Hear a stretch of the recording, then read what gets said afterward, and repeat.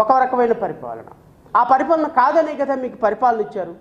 ఇప్పుడు ఈ విధంగా మీరు ప్రభుత్వ వైఎస్ఆర్సీపీ యొక్క పార్టీ ఆఫీసుల్ని కూల్చటం మొదలు పెడితే, వైఎస్ఆర్ కాంగ్రెస్ పార్టీ కార్యకర్తల్ని వేటాడి చంపటం మొదలు పెడితే, వైఎస్ఆర్ కాంగ్రెస్ పార్టీ యొక్క నాయకుల్ని అరెస్టులు చేయాలి, ఐపీఎస్లను అరెస్ట్ చేయాలి, ఐఏఎస్లను అరెస్ట్ చేయాలి, సెక్యూరిటీ అక్కడ వాళ్ళకి సహకరించిన తహసీల్దార్ని, కలెక్టర్లని, ఆర్డీఓల్ని, డిఎస్పీలని, సిఐల్ని, ఎస్ఐల్ని అందరినీ పనిష్మెంట్లోకి వేయాలి అంటే ఈ రాష్ట్రంలో ఎవరైనా పనిచేయగలుగుతారా? 2029లో మీ ప్రభుత్వం మారిందనుకోండి, ఇప్పుడు పనిచేసిన వాళ్ళ పరిస్థితి ఏంటి అంటే ఎంప్లాయీసు హార్ట్ఫుల్గా ప్రభుత్వాన్ని చూసి పనిచేసే పరిస్థితి లేదు. అట్ ది సేమ్ టైం కార్యకర్తలు, అధికారులు, ఐఏఎస్ ఆఫీసర్లు, ఐపీఎస్ ఆఫీసర్లు ఎట్లా మీరు వాళ్ళని అప్రహెన్షన్కి గురి చేస్తారు? ప్రాబబ్లీ వాళ్ళు ఆ ప్రభుత్వంలో ఇప్పుడు నేను అధికారులను కూడా నేను రాష్ట్ర ప్రజల తరపు నుంచి క్వశ్చన్ చేస్తున్నా. 2019 నుంచి ఇప్పుడు ఏదైతే వైఎస్ఆర్ కాంగ్రెస్ పార్టీ కేంద్ర పార్టీ కార్యాలయం తాడేపల్లిలో కూల్చడం కావచ్చు, లేకపోతే మిగతా కార్యాలయాలకు నోటీసులు ఇవ్వటం కావచ్చు, ఆల్మోస్ట్ ఆల్ కేంద్ర పార్టీ కార్యాలయం ఇస్ అబౌట్ టు ఆక్యుపై. కొద్ది రోజుల్లో అది ఆక్యుపై అంటే 4 years నుంచి 3 years నుంచి పార్టీ కార్యాలయాలు అనుమతులు లేకుండా వివిధ జిల్లాలలో కడుతుంటే అధికారులు కళ్ళకి గంతలు కట్టుకొని లేకపోతే ధృతరాష్ట్రుల్లాగా చూస్తూ ఊరుకున్నారా? అధికారులు అనుమతి లేకుండా ఒక బిల్డింగ్ కడుతున్నప్పుడు ఏం గాడిదలు కాస్తున్నారా అధికారులు? ఐఏఎస్ ఆఫీసర్లు, ఐపీఎస్ ఆఫీసర్, ఐఏఎస్ ఆఫీసర్లు, మున్సిపల్ అధికారులు, మున్సిపల్ కమిషనర్లు గాడిదలు కాస్తున్నారా? ఏం చేస్తున్నారు మున్సిపల్ అధికారులు? ఈరోజు ప్రభుత్వం మారేటప్పటికి వాటికి అనుమతులు లేవని గుర్తొచ్చినాయా? లేకపోతే అనుమతులు తప్పుగా ఇచ్చామని గుర్తొచ్చినాయా? వైఎస్ఆర్ కాంగ్రెస్ పార్టీ ఉన్నప్పుడు తెలుగుదేశం పార్టీ వచ్చినప్పుడు వైఎస్ఆర్ కాంగ్రెస్ పార్టీ, ఈ విధంగా మీరు ఒకళ్ళ బిల్డింగ్స్ ఒకళ్ళని ప్రజాధనాన్ని కూల్చుకుంటూ వెళ్ళిపోతే అల్టిమేట్గా ఎవరి ప్రజాధనం, ఎవరు స్టేట్ నాశనం అయిపోతుంది. మీరు ఈ విధమైనటువంటి కక్షపూరితమైన పరిపాలన చేయడానిక మీకు అధికారం ఇచ్చింది? నేను ఆనరబుల్ చీఫ్ మినిస్టర్ గారిని అడుగుతున్నా, మీరు మీ పార్టీ కార్యకర్తలు లేకపోతే మీ మంత్రులకి దయచేసి అడ్వైజ్ చేయండి. మీ పార్టీ ఈ విధమైనటువంటి కక్షపూరితమైన చర్యలకి ప్రతిపక్షాల యొక్క పార్టీ ఆఫీసును కూల్చటం, రూల్ ఆఫ్ లాని వైలేట్ చేసి చాలా పొరపాటు. నిన్న మొన్నటి వరకు ఈ ప్రభుత్వ అధికారులు ఇచ్చినటువంటి పర్మిషన్స్ని బేస్ చేసుకొని వాళ్ళు బిల్డింగ్లు కట్టుకున్నారు. ఒకవేళ ఆ బిల్డింగ్ తప్పు అనుకుంటే కోర్టు నుంచి ఆర్డర్ తీసుకొచ్చుకోండి, డెమాలిషన్ ఆర్డరు.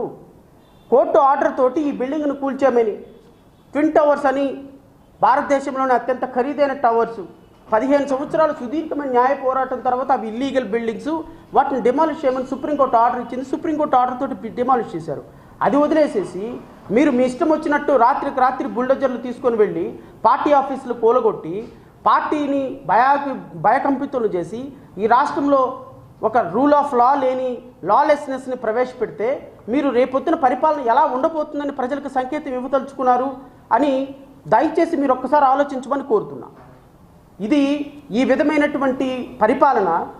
విధమైనటువంటి పరిపాలన ఖచ్చితంగా ప్రజలలో మీ పట్ల వ్యతిరేకత పెంచుతుంది.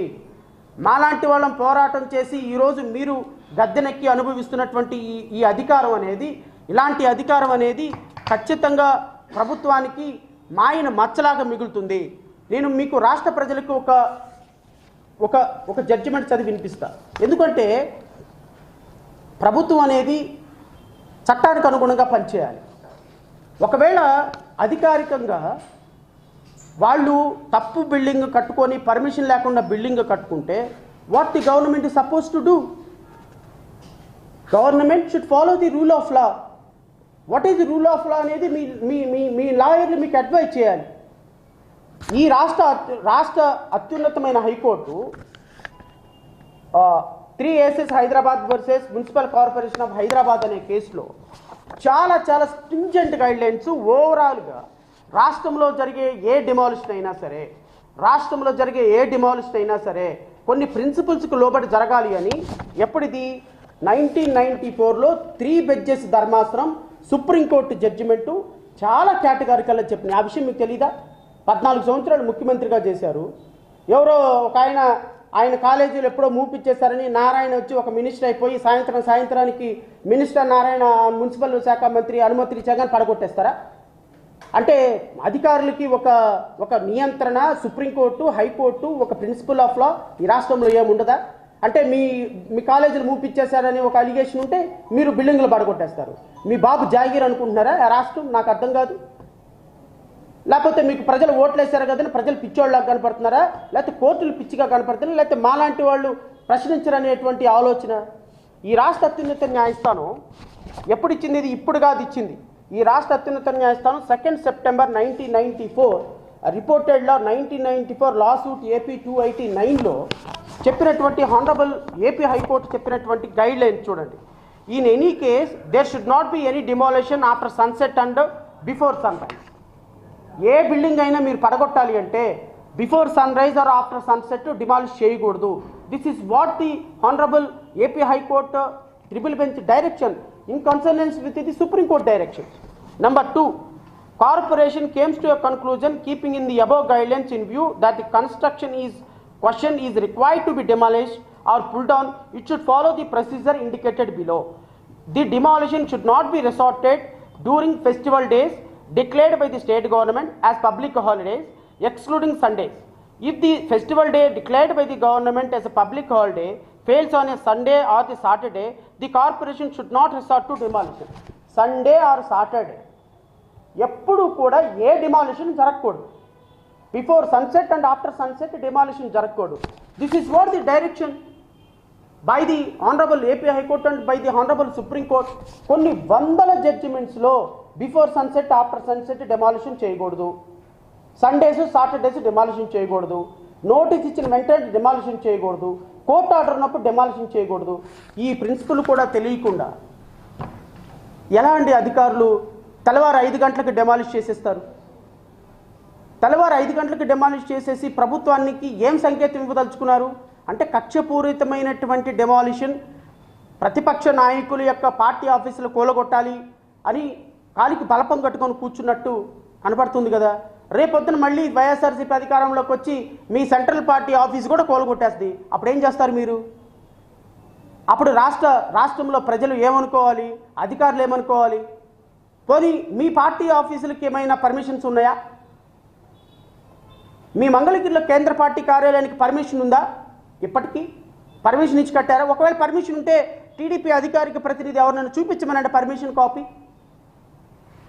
మీరు కట్టుకున్న ఏ బిల్డింగ్కి అయినా పర్మిషన్ ఉందా? పార్టీ కార్యాలయాలకి మీరు కట్టినటువంటి ఇప్పుడు ఈ కరకట్ట మీద ఉన్నటువంటి ఇక్కడ నుంచి మంతెన సత్యనారాయణ దాకా రాజు ఆ బిల్డింగ్ వరకు మొదలు పెట్టుకుంటే ఏ బిల్డింగ్కి పర్మిషన్ ఉండదు. మరి బిల్డింగ్లన్నీ పడగొట్టండి. కరకట్ట మీద ఉన్న బిల్డింగ్లన్నీ పడగొట్టండి సార్. అనుమతులు లేవు దేనికి కూడా, అవన్నీ కూడా ఇరిగేషన్ ల్యాండ్లే. ఎస్, మేము కూడా దాని మీద కేసు ఫైల్ చేస్తాం, నో డౌట్. ఏదైతే మీరు ఇప్పుడు పడగొట్టారో పార్టీ కార్యాలయాలు, మేము కూడా కరకట్ట మీద ఉన్నటువంటి బిల్డింగులు దేనికి పర్మిషన్ లేదు. ఆ పర్మిషన్ కూడా ఇరిగేషన్ ల్యాండ్లో అన్ని బిల్డింగులు కట్టారు, వాటన్నిటిని కూడా డిమాలిష్ చేయండి అని మేము కూడా ఒక ప్రజా ప్రయోజన వ్యాజ్యం వేయబోతున్నాం. ఇండివిజువల్గా పార్టీలుగా చేసి వాళ్ళని కూడా వేస్తాం. మీరు ఏం యాక్షన్ తీసుకుంటారో మేము చూస్తాం. రాష్ట్రంలో ఎక్కడెక్కడ ఏం పక్కన పెట్టండి, అమరావతి నడిబొడ్డులో మీరు కరకట్ట మీదకి ముఖ్యమంత్రిగా కరకట్ట మీదకి మీరు కానీ లేకపోతే గత ప్రభుత్వం కానీ వెళ్ళేటప్పుడు కనపడే ఏ బిల్డింగ్కి పర్మిషన్ ఉండదు. Because all buildings were constructed on irrigation land and irrigation land they cannot be permitted. Any land which is belong to irrigation is not permissible for construction. మరి ఇలాంటి సందర్భంలో వాటన్నిటి మీద యాక్షన్ తీసుకోండి మీరు.